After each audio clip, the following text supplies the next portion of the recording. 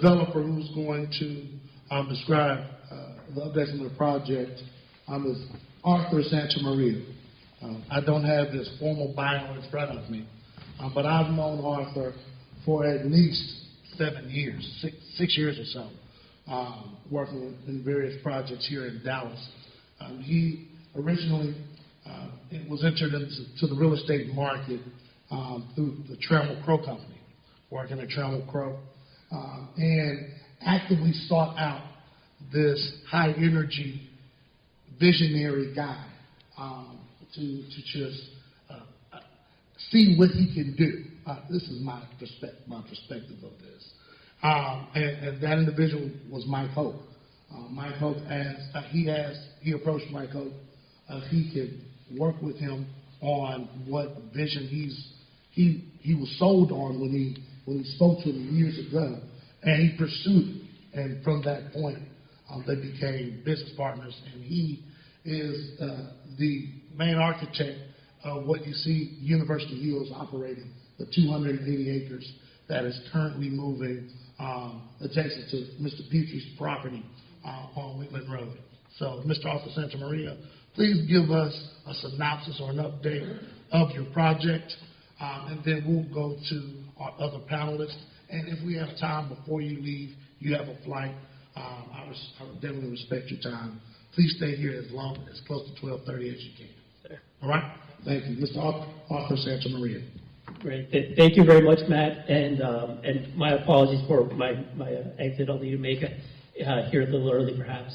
But I really appreciate the opportunity to be here and share about our project in Southern Dallas. Just right here, kind of outside the window, it's even visible. We're very passionate about having impact in the community through the project that we invest in at Hope Global. And Matt's right about sort of that vision setting that my boss, Mike Hoke, has, and I think has built a reputation for. So our goal with University Hills is for it to be a catalyst.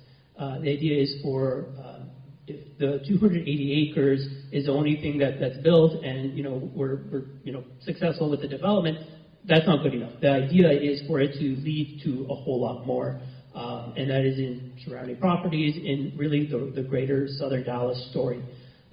We really don't have a development of this kind of scale and style, if you will, in Southern Dallas yet. No, like what you see here with the homes and with the mixed use and with like a town center.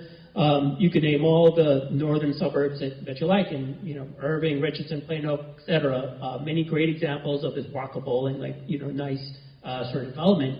And why isn't it happening here in Southern Dallas? So we want to be a part of the change agent toward that.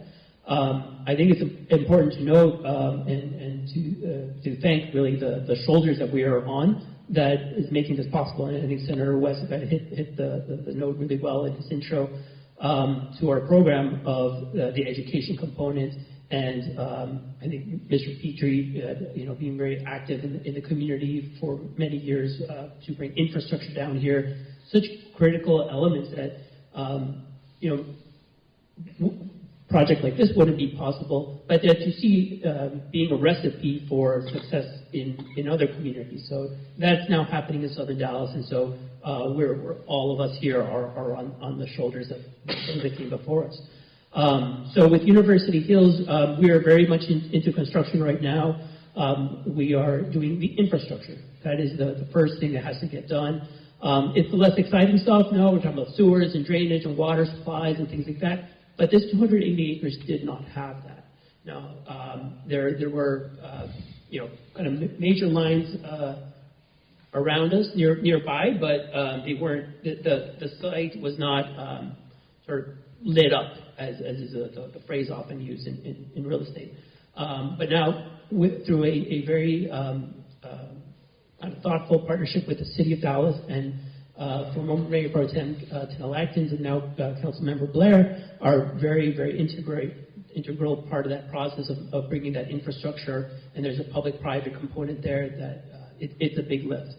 So that infrastructure construction is well underway. We'll be delivering the first lots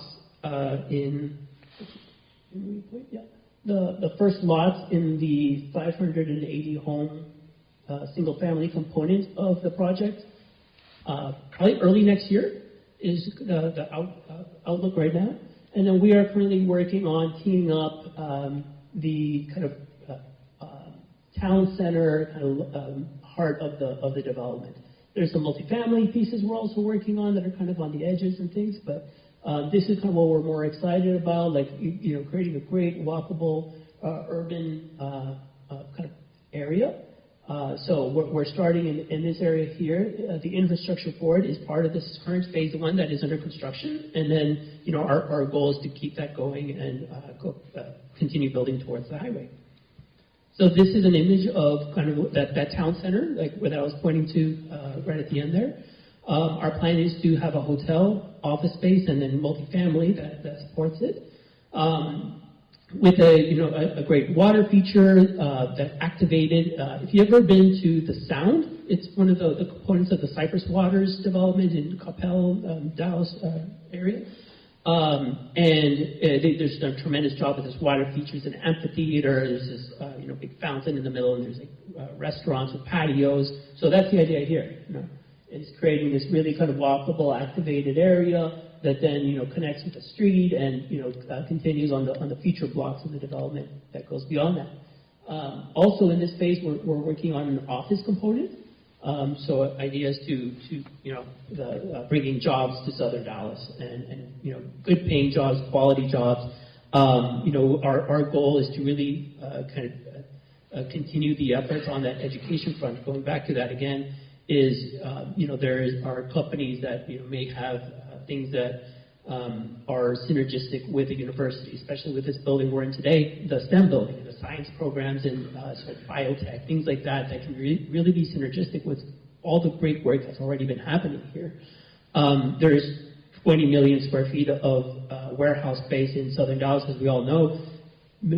Perhaps some of those companies need a front office, and a place for amenities and restaurants and walkable area that, again, going back to have all these kind of amenities on the northern side of our city, but we really don't in Southern Dallas. So hoping to be a change agent towards that, and that's kind of our goal with the project. Thank you. Awesome. Whew, there we go. Now we will have Neil Shetty, who is not Terrence Maiden. I'm Terrence Maiden Light. The bald head is part of the bald head crew. It was part of my admission process. That's right. Morning, everybody. Thank you for being here. I am Neil Shetty. I am Chief Investment Officer at Russell Glen, a company founded by Terrence Maiden, who I'm sure many of you know. Him and Tim Maiden are very well known in the community. Thank you for having me here. I know all the people on this panel, so it's great to see people that are developing in the area. Short segue, I'm originally from New Jersey. I lived in the Bay Area before that, and then Chicago, and I moved to Dallas. I've been here now for 18 years. One of the most curious things about this city that I could not understand for the longest time is why development happened north, but not south. And that sole inquisition was why I sought out Terrence Maiden to start working on solving that retail inequality that's happened in the southern sector of Dallas. And that's why all of these projects are great for developing the southern sector, and that's needed. And I think people like Robert Petrie and Danelle Atkins and Lori Blair and Darren Gracie have all been very helpful in getting these projects off the ground. So our project is the Rivulet. It is literally catty corner to the University of North Texas, Dallas here. We own the 90 acres at the northwest intersection. There you can see it, right? Ooh, so we got a little laser pointer. Oh, apologies. There we are right there, the 90 acres at the northwest corner. And we're sitting right here. It is half a mile that way. And then you've got Arthur's project with Hope Global right over here. So you can see there's a lot of new development happening, which is needed and great for this community in this area. And of course, you've got the Redbird Mall project just about 5 miles to the west, which, as you may know, is owned by Peter Brodsky and Terrence Maiden is co-developing. So here you can see, so our project, like I said, is 90 acres. just like Arthur's site, it's a greenfield site. This project would not be possible without incentive from the city of Dallas. So we bought our project in 2022. It took us some time and some work, but we have acquired $23 million from the city of Dallas to help put in the utilities, the roadways, clear the trees, just to be able to develop the vertical components of the project. Here we go. Here you can see our project. The first phase is obviously all the horizontal work, just like Arthur's working on at Hook Global on their University Hill project. The first phase is going to be to clear the trees and put in all the roadways and the utilities on the site. And we're already under contract for 160 of the single-family lots. There's going to be a total of 320 detached single-family homes for sale in our community. So between our community and University Hills, you're going to have 1,000 new houses in this area. 1,000 new houses. That's awesome. There hasn't been new single-family development in this area for 40, 50 years. So we're bringing new at-scale single-family development, which is really what's needed to kind of help solve from that retail inequality piece. We're planning for 100 to 150,000 square feet of retail, and that will include a grocery store. God willing. God willing. So right now, we are working through our horizontal development work. The first phase is the horizontal work. The vertical component will be the single family, and we got 240 for-rent multifamily units that'll go up shortly after that, in parallel with the single family. And then the third phase will be the retail. Retail follows the rooftops. So encourage your family and friends to seek out these houses. We're targeting prices in the low 300s, which is phenomenal. You can go up to Salina and buy a house for $350, and that's an hour and a half north of downtown. We're 15, 20 minutes from downtown. This is going to be awesome for this community. Here you can see some renderings of what the commercial space will look like. And you can see we very intentionally created a sort of a linear park through the center of the property, kind of leading you to the UNT Dallas campus to create that sort of pedestrian corridor and make it very pedestrian friendly. In fact, we're having NetCog reduce the lanes of traffic on University and Camp Wisdom, so reduce the free turn lanes to help ease pedestrian traffic through the intersection, which will help kind of create that really nice pedestrian sort of intersection and help this education corridor feel more unified between all of the different projects that are happening. That's it. Thanks, Neil. Appreciate it. Next, we have a developer who has just broken ground on our project on Lancaster Road. And this is someone who's been doing this.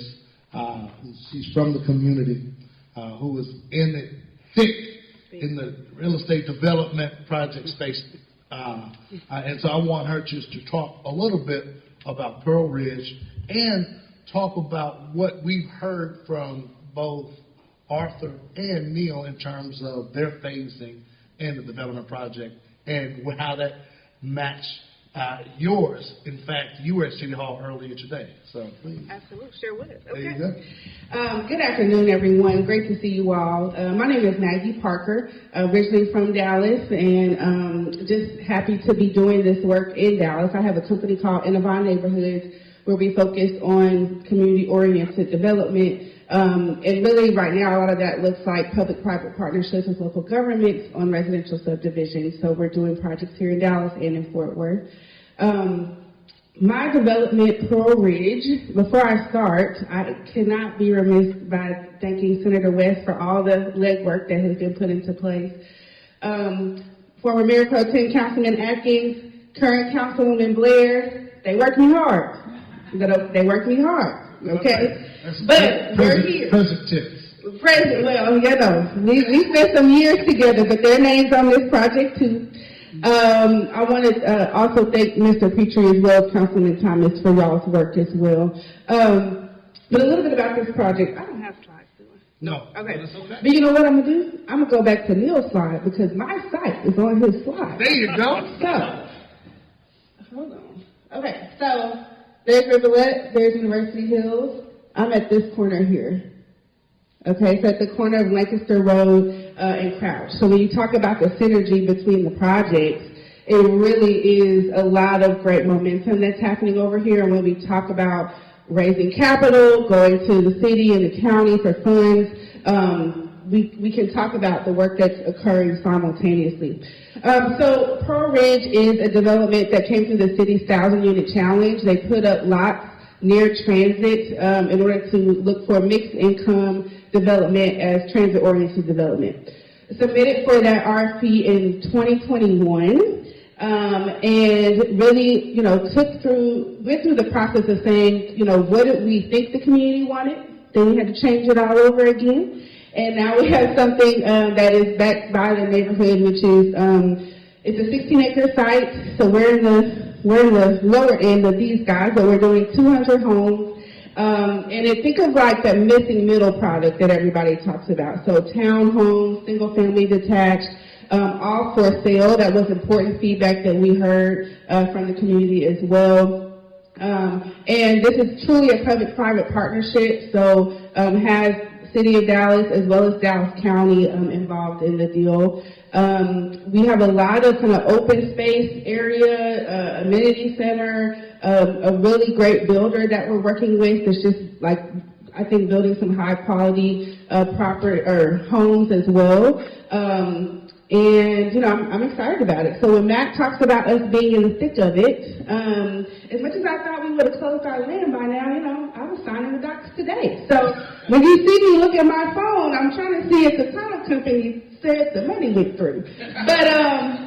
But we did our groundbreaking in end of March, and when I say we will literally be turning dirt in like the next week and a half, we will. So that's what I got going on. Thank you, Matt. Thank you, Maggie. And last, but certainly not least, is someone who I've known on the advocacy front in the community for over 10 years. But it took me teaching here at UNT Dallas and working with several economic development professionals where I heard Chris Keith Williams' name again. And he's a construction builder, a home builder, who's building infill developments.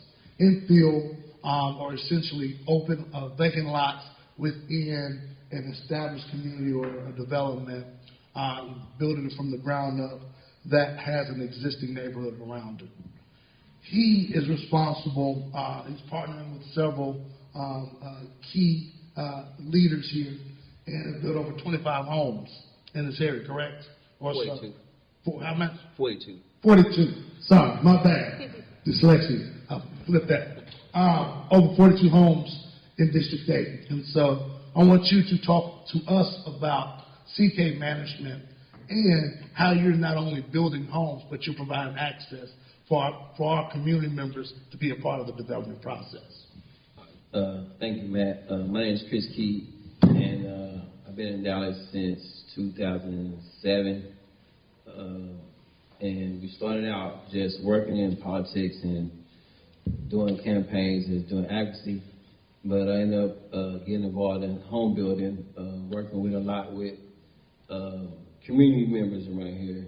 And then I ended up building one house in South Dallas, actually 3 homes in South Dallas proper. And then from there, we started working with the city in our land bank land transfer programs.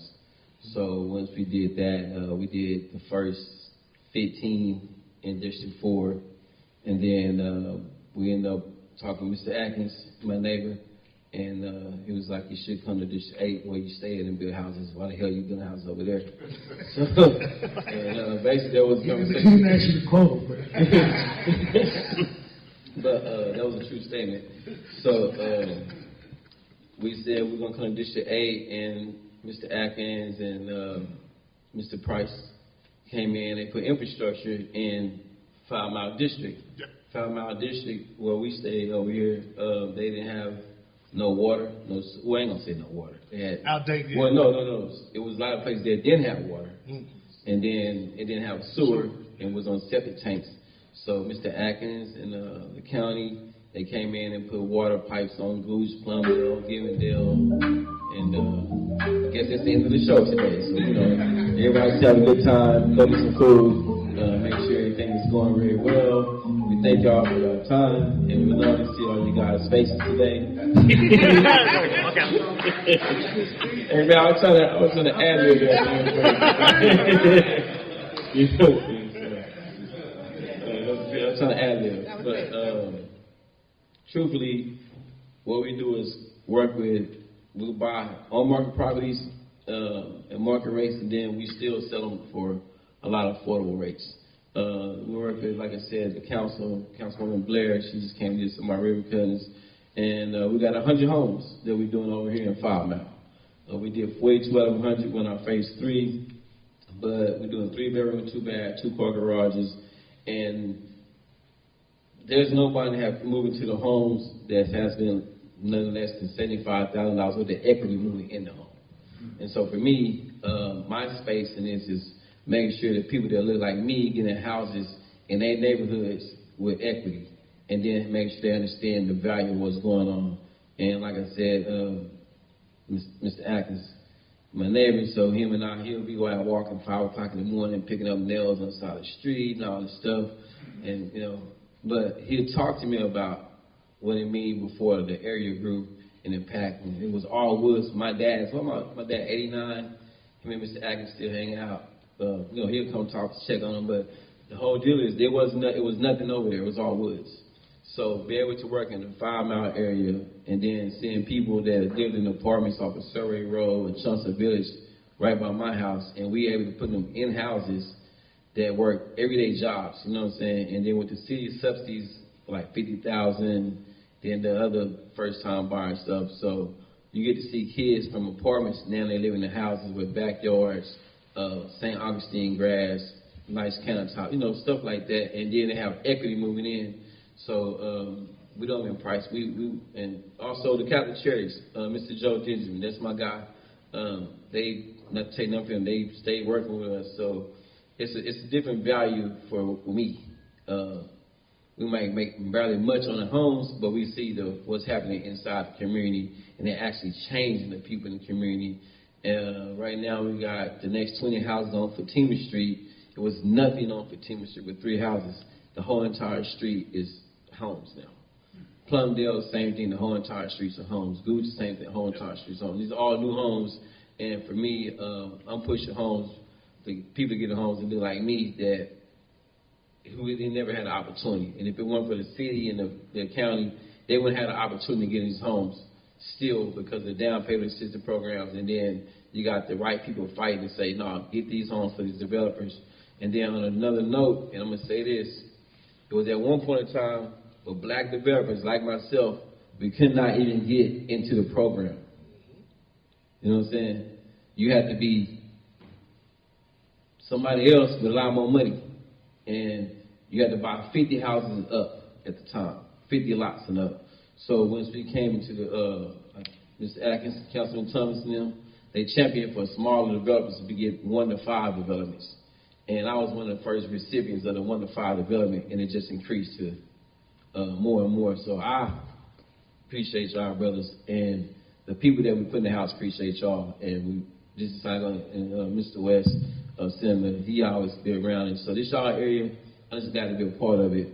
But more so, it makes me happy to see people that look like me getting in houses and kids putting in backyards, and now we just hooked up with pool company and they getting pools in their houses in the neighborhood.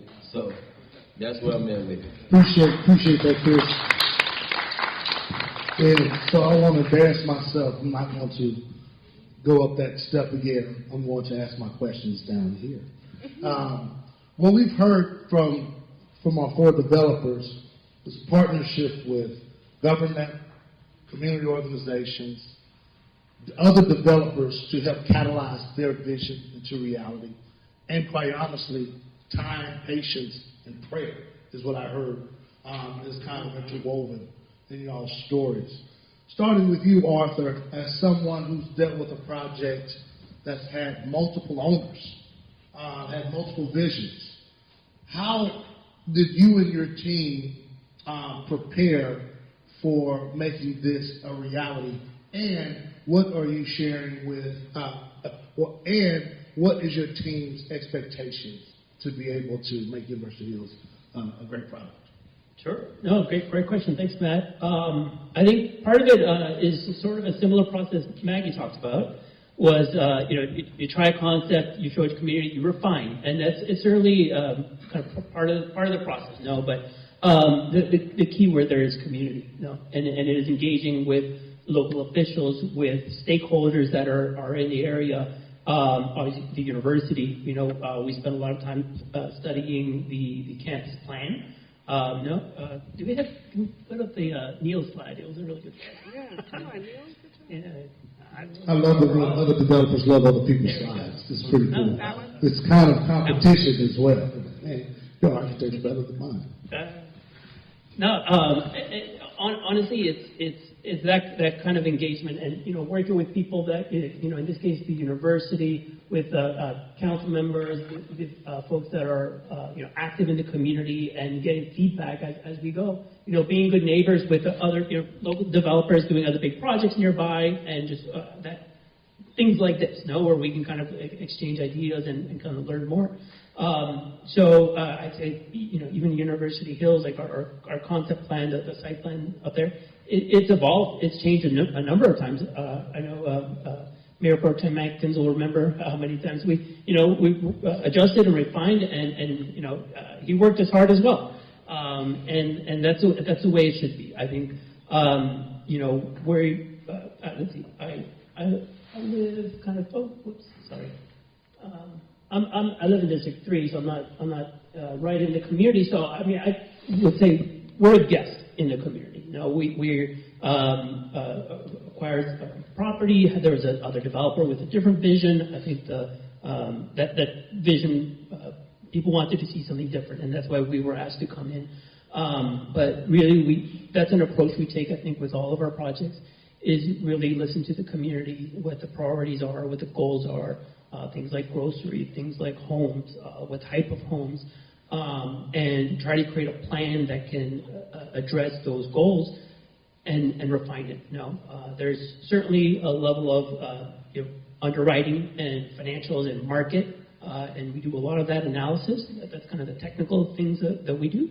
But starting with the community is really always the important piece. Thank you, sir. Appreciate that. And thank you for your team for picking up the baton and continuing, because there's a lot of work done through Councilman Atkins' office, appointed officials, community members who were a part of master plans for this community, so that we can make sure our history, our legacy is preserved. And as a developer, I appreciate you for obliging and nodding. Neil, with your project, you had the most recent news, I guess a few months ago, of approving your infrastructure with the city. Amen. Talk to us about that process. Imagine we are all aspiring developers, and we want to make some significant impact, and we know we have to go through economic development and other agencies. What would you advise developer, bright-eyed, bushy-tailed, on what to do? Patience. Oh, wait, patience. So we bought the land in February of 2022. City Council approved the $23 million that we're to receive at the end of 2025. To give you a rough time frame of how things went down. And we've been pursuing getting the economic grants even before we purchased the property, and understand, because Arthur touched on this a little bit as well, but these greenfield sites, it's almost like a development tax. To be able to put in the infrastructure work on our site is $40 million worth of work. So where Chris Keefe over here is doing infill development on sites that have water, or in some cases don't have water, don't have sewer. But most of the people that are building houses, they have water, they have sewer, they have electric already, they may have gas. We have to come in and put in all of that infrastructure work just to be able to then sell lots to a home builder to then build houses. So there's that kind of penalty of developing in southern Dallas, and then I got to pay a fee to remove the trees that are on the site that has been growing. It is no small feat. I would say, there's a couple tips. In no joke to patience, right? It's developing your plan properly, working with your city officials and your community to understand, hey, what are the things that you want to develop, and are these things economically feasible? Just because you want the thing doesn't mean you can have the thing. It's understanding the plan and the time frame that it'll take to do those things successfully within the economic constraints. I think, as Arthur had mentioned, we have gone through on our site, I've lost count of how many different site plans we've gone through. I think there was, back in the day, originally we had a school that was planned for the site, the northern portion of the site. But we listen to feedback, we hear what our council members and our representatives and the community says, and say, hey, we don't want for rent, we want for sale housing. So we changed up our plan from for rent townhomes to for sale 30-foot wide single family lots, because that's what will help build wealth in the community.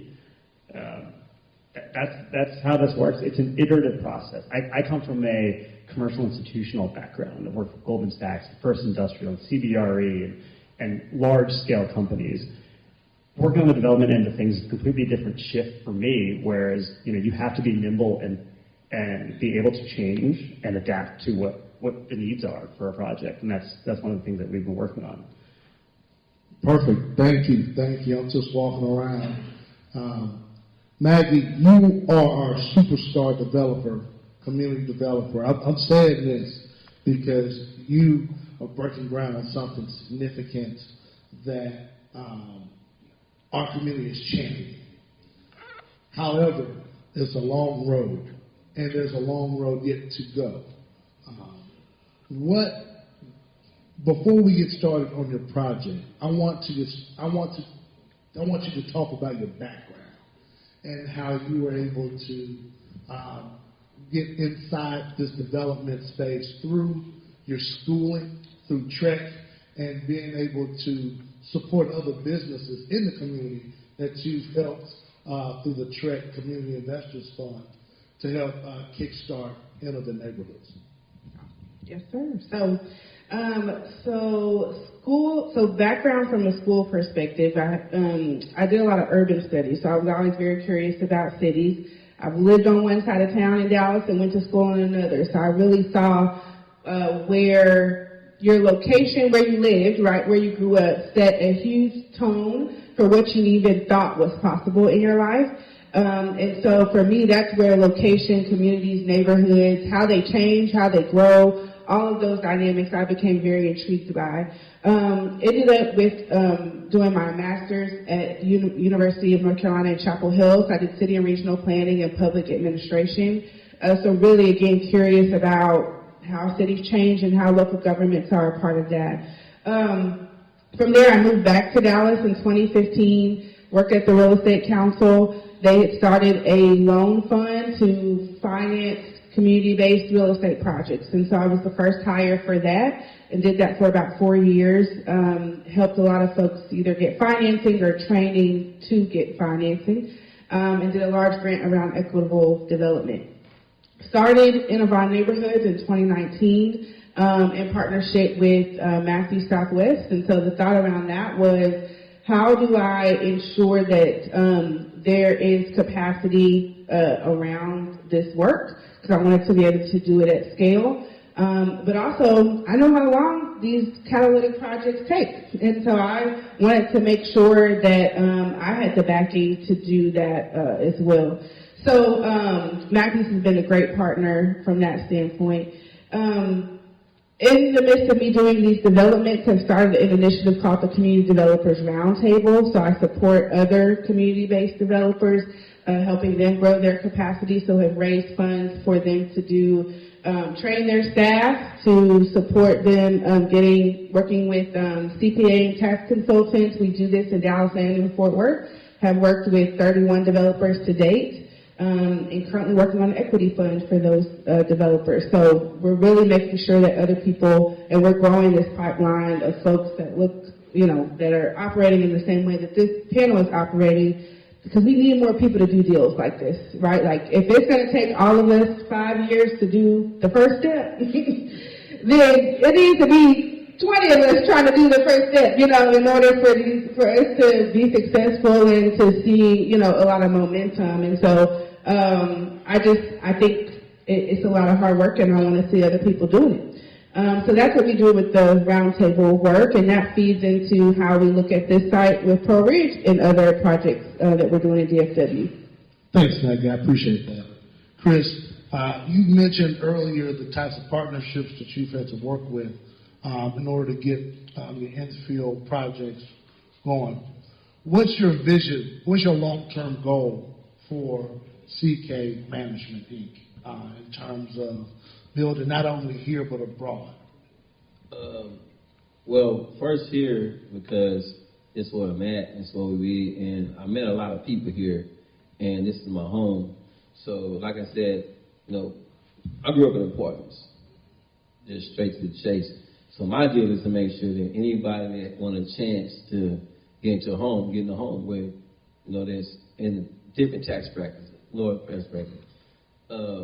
And I'm saying here now, our next move is I was speaking with Justin Tabor, my partner, and he works with entities.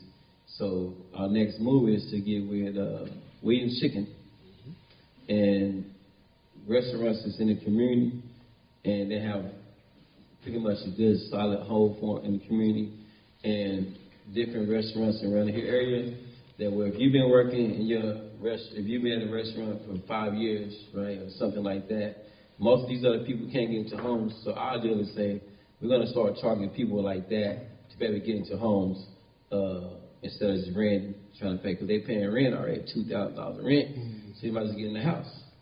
So we want to work with businesses and small businesses and people who say, hey man, I've been working here for 15 years.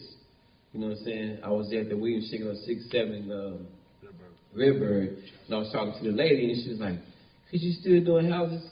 Yeah. So we was able to just get applied for, and the first job I ever got was at Family Dollar when I moved to Dallas, Texas. 2007 was at Family Dollar in a Glendale shopping center. Miss Blair and I, we did the ribbon cutting on Castlebar. The lady was the manager there. She just got our house with us. Her first house. You know what I'm saying? So she moved in with $125,000 with the equity moving in. So that's what I want to continue doing for CK Management Services here, and then we expanded to Georgia and did the same program. They had the same program out there. So I just met with Christopher Block yesterday on Zoom and Georgia Banking Company, and they was obliged to work with us on spending the same thing we're doing in Dallas as a model in Georgia. So to me, that's the footprint. I want to stay in that space. I don't want to build big houses like these guys' developments, but these guys are great because you need for growth and do economic impact. My mission in building homes is to make sure that people who look like me able to have homes and they can have equity in their homes. They understand how they can shift their life. So now they can say, well, I can pull $50,000 out to start a business for me and my kids and stuff like that. Mm-hmm. So that's my space in development, and to continue doing that. That's good. Now, I appreciate you and all the work that you're doing, particularly with an entrepreneurial, as an entrepreneurship professor and a background in business creation for community growth. Thank you for putting in that hard work. I want to ask, our last question will be open to all panelists, but I want to angle it to Arthur first because I want to be respectful of time. I want to talk about home ownership. You talked about. I've heard a couple of you all discuss the accessibility for first-time homeowners or wanted to create a product so that there could be wealth generation in this community, particularly in the educational corridor. What are you all doing, particularly in your projects, at whatever phase? It could be conceptual, Maggie, because you're not as far along as University Hills, for example. So we're not putting you all on the spot. I don't think anyone from the news outlet, that's not that type of party here today. This is the conversation amongst the community so that we can know and be excited about what's happening. What are some opportunities people can be a part of to participate in home ownership of your all's developments? Yeah, no, good question. Thank you, Matt. And I think we have a good answer on ours. It was actually thoughtful during our planning process of the home ownership component, in particular for first-time homeowners. So there is a part of our program with the city is the first-time homeowner assistance program, which is actually citywide. We have sort of a copy-paste version of that within our TIF district. So within the University Hills development for first-time homeowners, and it is funded through our project, and it'll provide up to $20,000. Wait, you said funded through your project. Who's funding it? So I just need to know the number. Sure. Who has that money? Well, it's increment. So it's the Okay. way tax increment financing works. It's the structure of the incentive package, no? So you essentially need to have infrastructure and buildings so they generate tax. Generate a growth in tax. There you go. So that growth, that increment, no, over the years, that's what is funding this program. The TIF already has funds, so we're able to sort of pay out before that increment has happened, but that is where it comes from, and it'll provide $20,000 of first-time homebuyer assistance for folks in University Hills of the 580 homes we're building. In addition, we're working with Bank of America. They have a first-time home buyer assistance program as well that provides up to $10,000. So we're partnering with them. It's a program they do widely, but we're kind of coupling it with what we're doing with the city because this wealth creation and home ownership is such a key component to long-term, generational financial success. I think we've seen that from generations on, and it's important to create a mechanism for that with developments happening in Southern Dallas. Thank you. And I do want to give another shout out to former Councilman Tanell Atkins, because that TIF district was actually, it's a unique tool. It's a barbell TIF. You stated that there's already money in the district. There's still nothing that's taxable, that's incremental on the surface yet, but there was a district that was being developed in North Dallas, near UNT Dallas, that was a faster growing area and tied in a TIF zone so that tax increment from originally grounds just like this, the sales of all of the homes, single-family homes that were there, that tax increment goes into a bucket that can help fund the infrastructure. So, Councilman Atkins, thank you for providing that type of, he called this, have the tools in the toolkit type way. But that's the long-term planning that is hard to see in economic development. So, thank you for mentioning that, and thank you for you and your project at University Hills to provide that type of incentive for first-time homeowners. Neil, Maggie, do you all have anything you all like to add? I'll go ahead and bounce out, guys. I have a flight to catch, but I thank you for having me here. Awesome. Thank you. Good morning, Arthur. Do you mind if I share your email? Please do. Okay. Thank you. Have a good flight. Safe travels. Okay. So we're talking about home ownership. So I'll talk a little bit about our project.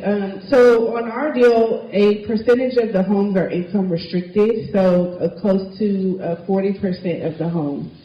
And knowing that, when you have some of those restrictions with the local government, the timeline to either qualify or manage some of those restrictions can be a little bit difficult. So We've actually created a whole team and a nonprofit that we're partnering with and created to do this, where we're already working with people now on their home ownership journey. And so we're bringing this collaboration of banks, so lenders, various banks, various housing counseling agencies, and as we are making connections with folks around this development, keeping up with them to help them get through the process of either getting their credit fixed or understanding the pathways and options that they have for different financing tools.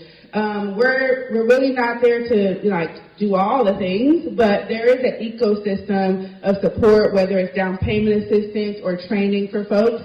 And so we're being very intentional about that work even now, because we want to make sure that if it takes you a year to get ready to purchase a home, you already are in that process, right? Like by the time we have a house, there will be people who will have already been working on this for a long period of time. So for us, it's about that early stage intentionality and bringing in all of those partnerships. And we're doing that for Pearl Ridge and other projects as well.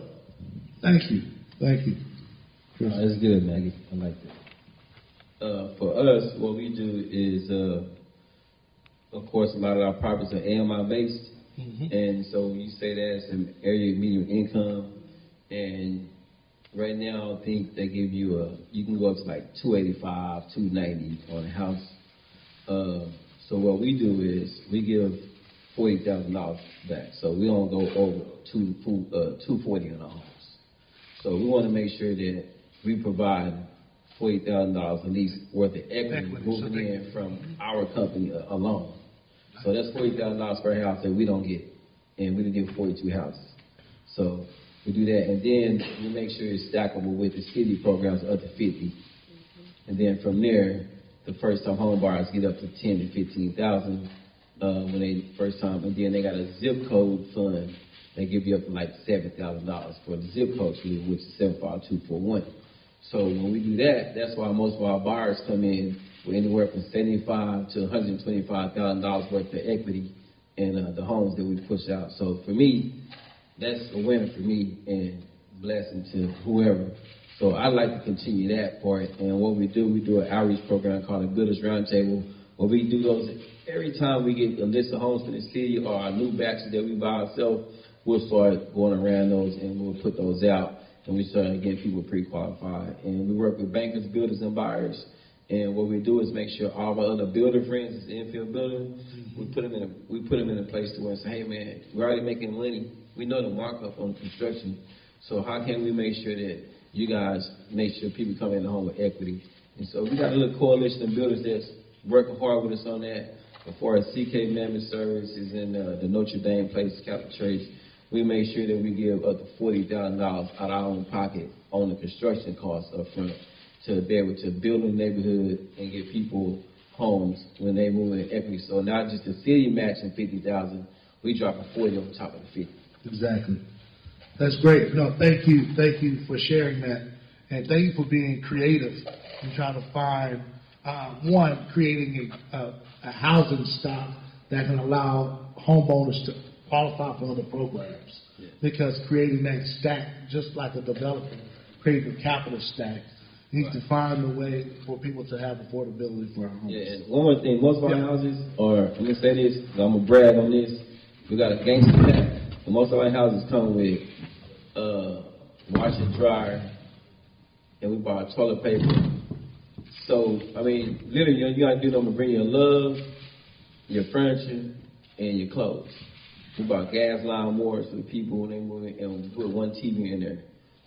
Because most of the people when they come in the homes, I've been in one of the homes. Yeah. TV's posted up. Yeah, most of the people when they come in the home, they're home broke because they didn't put their last dollars.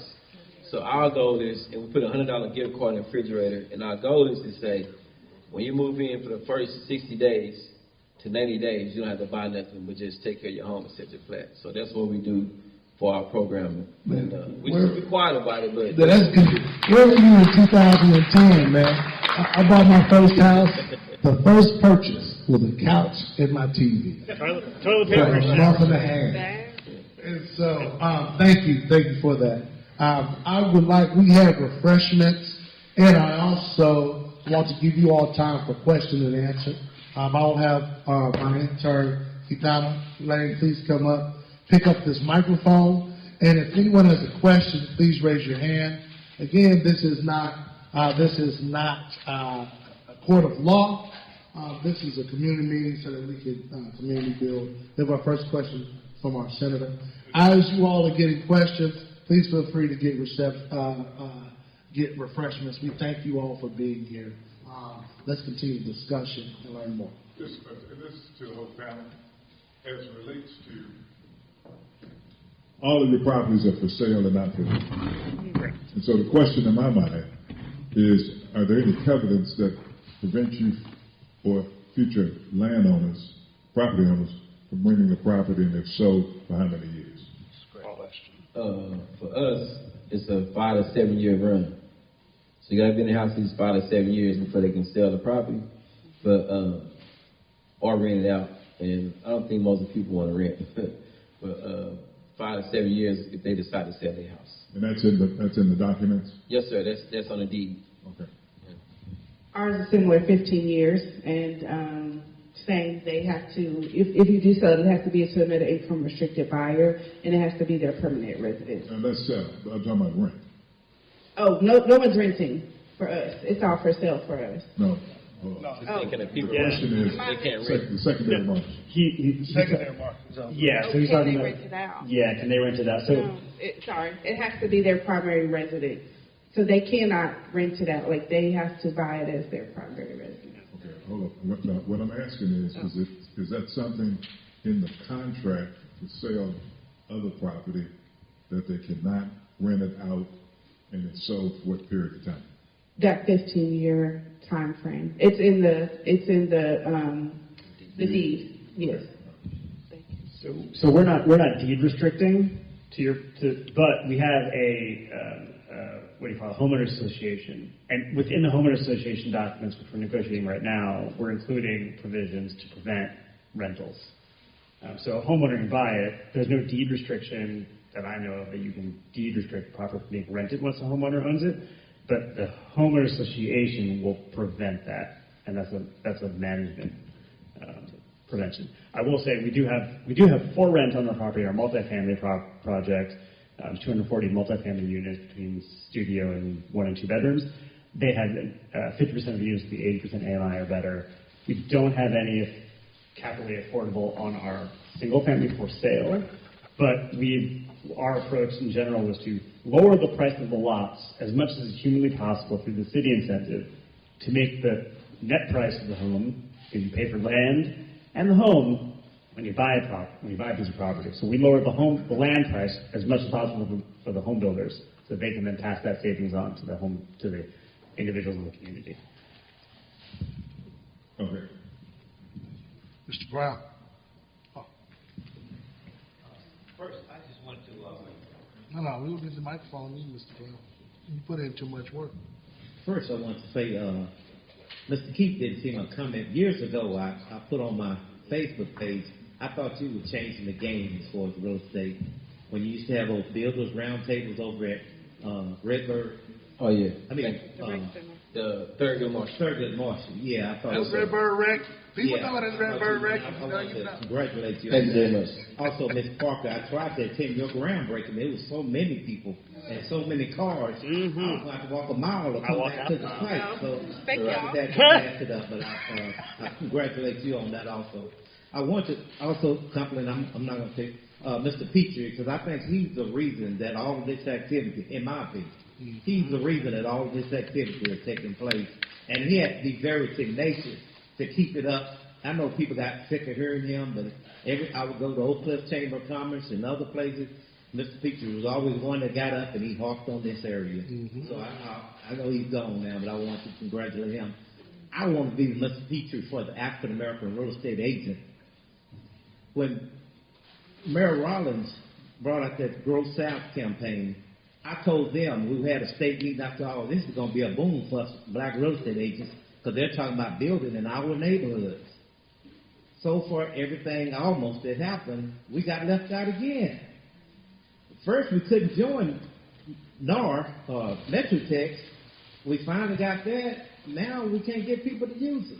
We got a group, I know Mr. Parker, they talk to you, a group called NARAB, meets every third Friday over at the Lucas Cafeteria. Hungry agents, please, all of y'all that are developers, try to use some African-American real estate agents if you can. Not saying make it a monopoly, but try to use them if you can. Thank you. Thank you, Mr. Brown. I appreciate you. Very much. Any other questions? Yes, over there. Give us 1 second. Give us 1 second. We'll get the microphone to you so we can hear you. I want to know how much is the community itself is going to be involved in actually the building, the growing, the actual job opportunities that comes with all this development. You know, we on the university campus, right? If you walk around these job sites, when it comes to the money-making side of it, of the worker side, you don't see us. Are we going to set up programs, especially since we're at a college campus, to have more of our children in trades? You know, the issues we have in this community with crime and things like that. A lot of these kids need jobs as in labor, things like that. Are we going to have it that some of these kids that need to do community service, are they going to be allowed to be a part of this? The reason why I'm asking this is because we can be consumers, but what part of us being a part of making the actual money? If we get these kids involved in the building, they can take pride in saying that I actually built this neighborhood.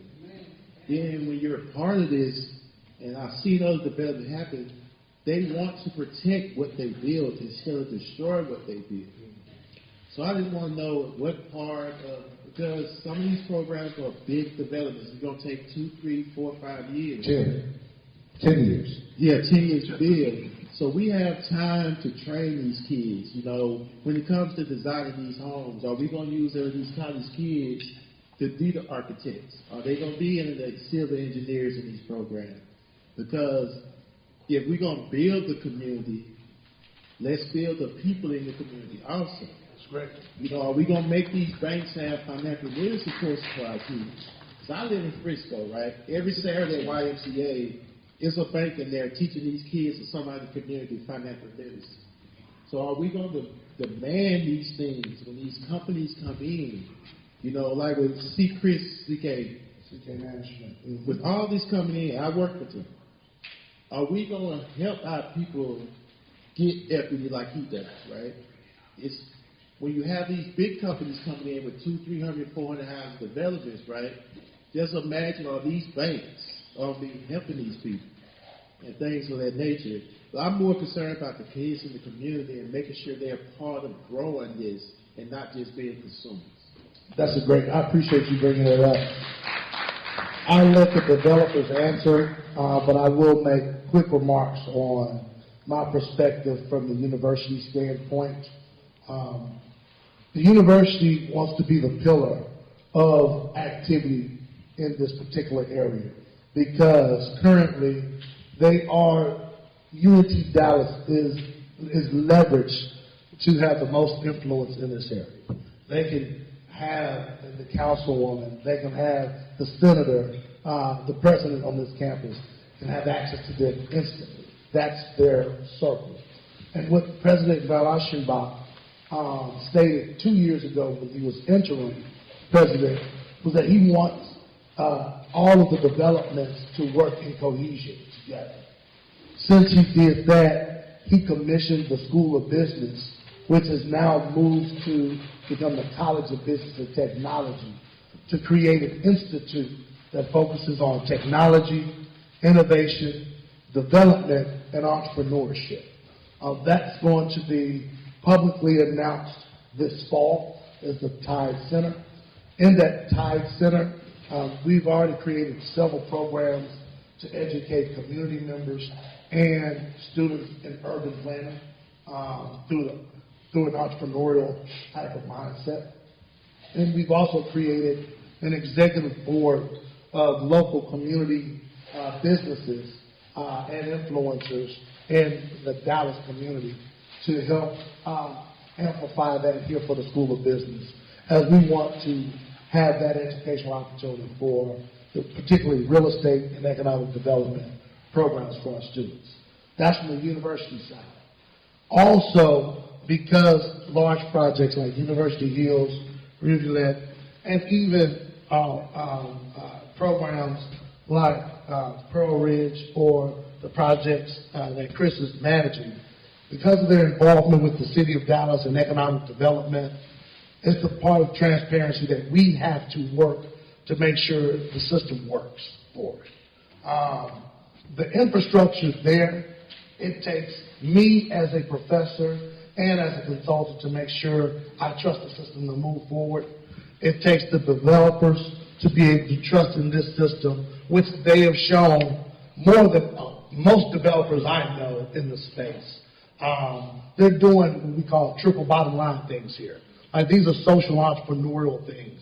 These aren't just cutthroat, you try to get the best margins to make this project work. They really are, they have put their love into this project so that communities can work. And with their partnering with the city, creates that type of transparency so that we can have community meetings for that to happen. I'll make a commitment on the UNT Dallas side to build as we are growing. I would love to hear what the developers would like to say from this space. So, as a developer, I mean, we can't train, but I encourage students who are interested in getting into the trades, which we need more of. God help us. DISD's got a great vocational training program called Career Institutes. They are fantastic. If you have not seen one, they are amazing. They're great opportunities for high school students to go learn a trade and then go get an internship to actually make money when they graduate high school to get into the trades and actually can potentially make six figures. We as a developer turn to associations like the DFW MSDC to find minority-owned supply companies. That's plumbers, electricians, carpenters, civil engineers, to source and bid on our projects. I can't control who bid. I can control who bids, but we encourage that, and that's part of our development process, to go out and seek minority construction companies and plumbers, electricians to come bid on our projects. Yeah, that's how we do it. That's how everyone should do it. Yeah, that's another question and an issue. Yes. Sorry, I did assume that. So for me, I kind of look at it in a couple of different ways. I think that when we talk about inclusion in the overall development process, there's kind of, when we think about hiring of contractors, to me that's one route. But then there's also like the folks you just decide that's going to be on your team from the beginning, that you've been networking with and working with. So for me, I've tried to be intentional on both ends.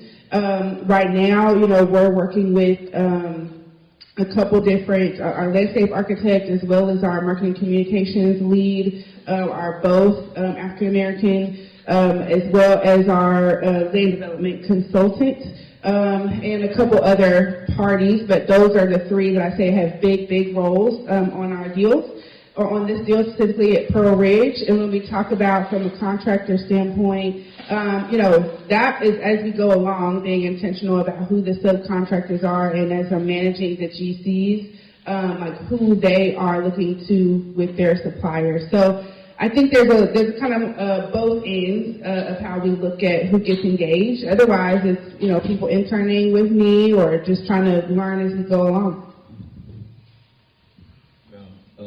For me, we're in a different space than I'm in a different space than these developers. I don't have to do a grand big development. So what I do personally,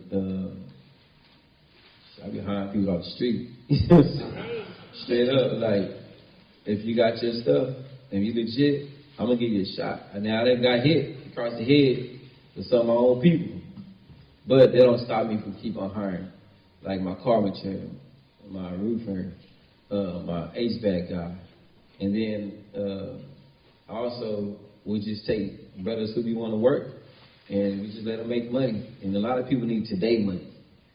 You know what I'm saying? And a lot of people, they might not have the time to get to the classes, so they'll just come learn. So I just tell people, just pull up and learn. You know, fit your schedule. And it's been actually worked for me really good. You know, some fall through the cracks, but overall, I know right now, my son, he quit his job to go to training, electric training. Nice. 3 of his friends, now they in the class for HVAC and electric and plumbing. So what I do with them is I just hire them all as project managers. So I pay them $10,000 a house. And so they get to go to school, learn how to build a house, and then all the other components of it, and be able to work and get hands-on studies. So I have my electrician. He worked my electrician. You know what I'm saying? The other plumber, you come in with Saeed, learn how to plumb. One of my other good friends, he's like, man, what can I do in the house? I say, I don't know. Find out something to do. He decided he wanted to do garages. So I had him come follow the garage guy, see how I look at it, and now he do all my garages. You know, so that's the type of deal I look at it like, if we was in a system to where, how can I do to help the next man, family, people that look like me and that I know get involved? So truthfully, the neighbor, he like literally, hey man, let me cut your grass.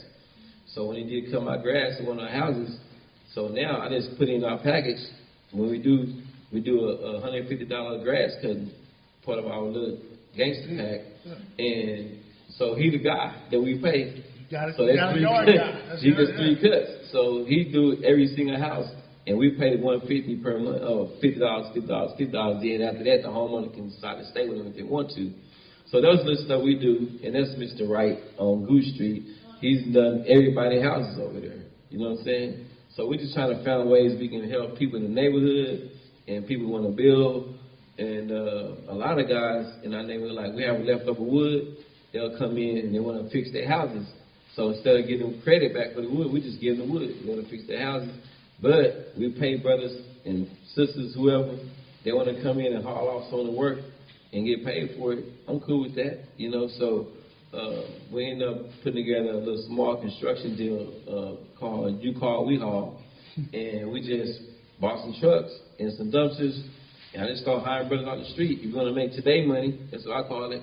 Yeah. You make $200 or $300 a day. Exactly. You know what I'm saying? Mm-hmm. Pick up, clean up the sites. But when you get paid today, you come out. You might come back tomorrow. You might not. But you got opportunity to make today money.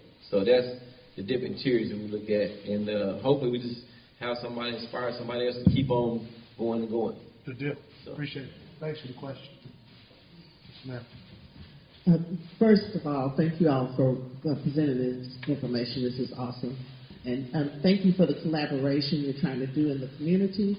I do have one question, though, regarding, I hear you say you're collaborating with some banking institutions.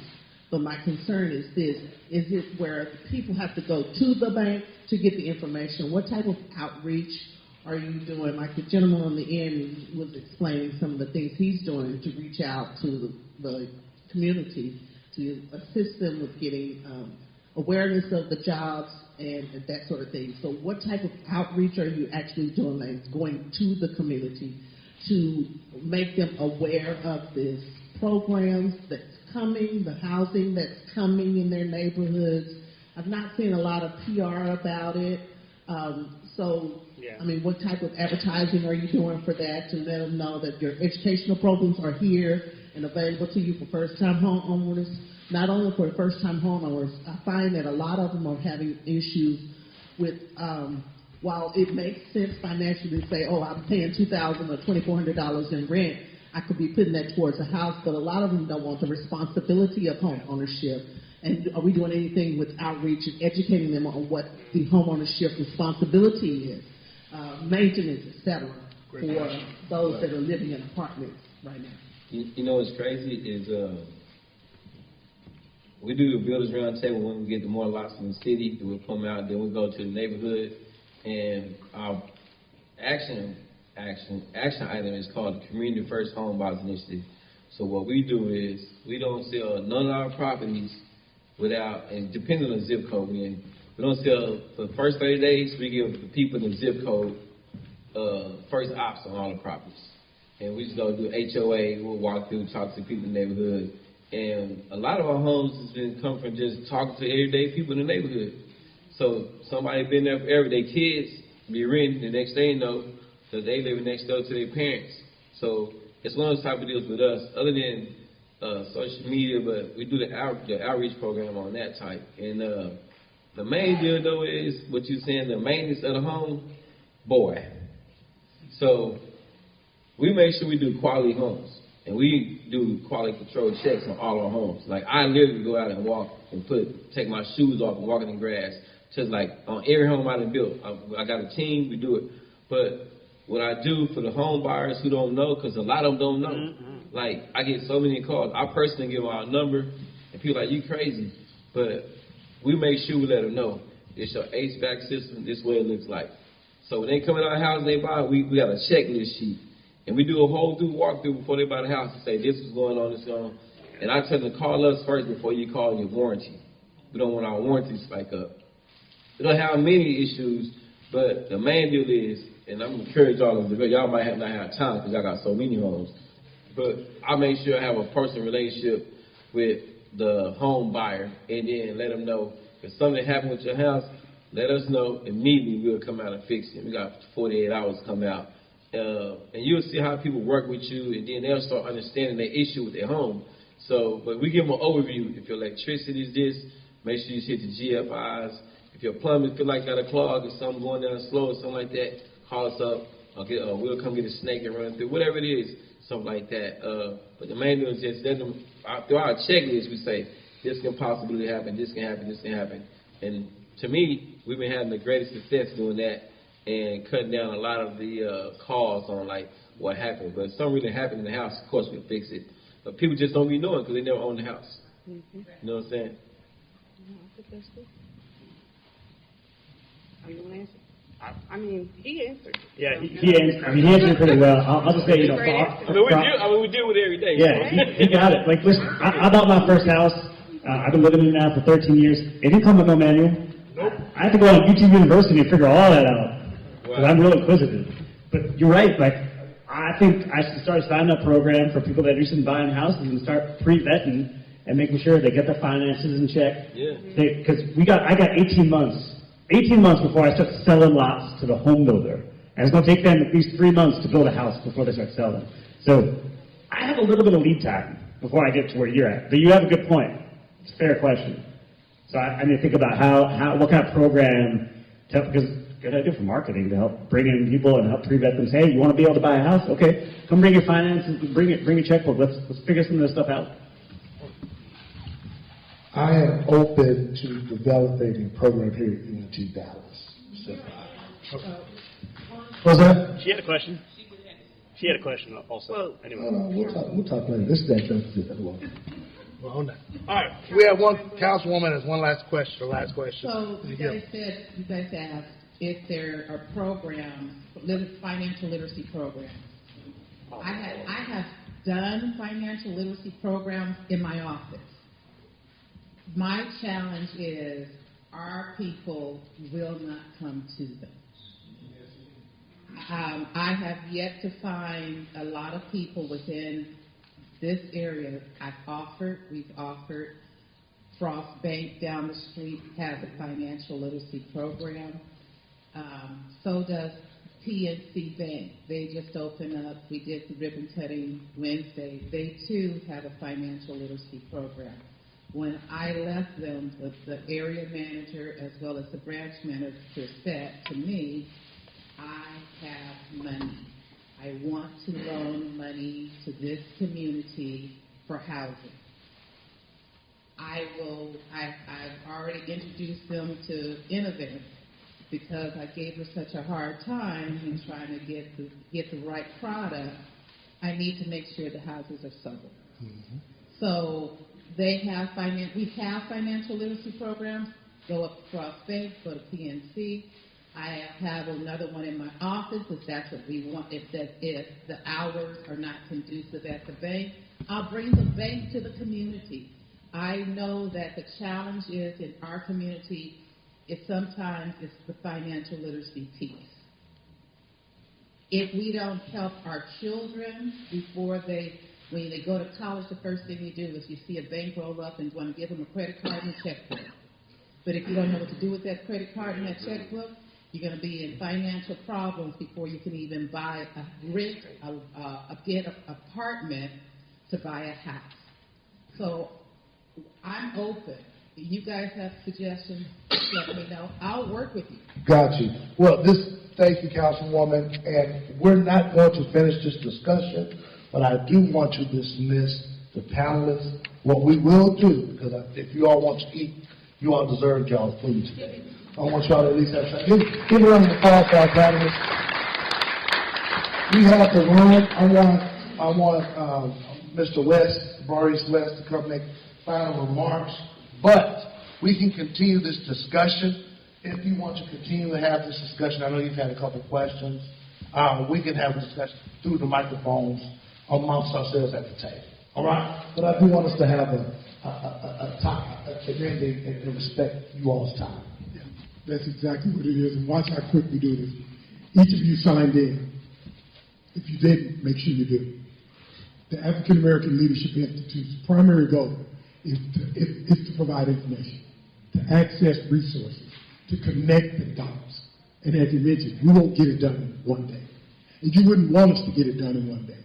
Because oftentimes people feel that they have an event, check the box, get going. We will continue to offer these programs, these ideas, and these opportunities. Thank each and every one of you for bringing your talent. But we need you. Sometimes we won't be able to do it on a Thursday. Some of you have to work. So we're going to open our doors on a Saturday morning in different locations to provide it, because we need people to be empowered. We need people informed on housing issues. Mr. Brown is part of our great team that does that. Mr. Thomas, we've got to do the work in civic engagement. So all of this is a holistic approach to everything happening. And I know what you want to talk about. Because in that building phase, that's a good way to do it. So thank you for being here on a Thursday. Grab some lunch. Continue the conversation. It's Friday, but it's okay. I understand. I get that look for that. My brain is like, look, Friday. But we need you. And we need everyone else in the room that's thinking about ideas of empowerment, economic development, ownership, and just lifting one another. So we look forward to talking to you again. What, very soon? Very soon. Very soon. We're thinking June, July. Because this will happen on a bi-monthly basis for a while. We do a fall summit that kind of encapsulates a lot of topics, but it's important to do it in between. So, looking forward to more. Thank you, Mr. West. Thank you all for being here. Thank you, panelists. Thank you, community members. Thank you, supporters, both from the past, present, and future. Please, let's not close this discussion. If you all want something to eat, please grab something. And if y'all have any other questions, we have an open mic.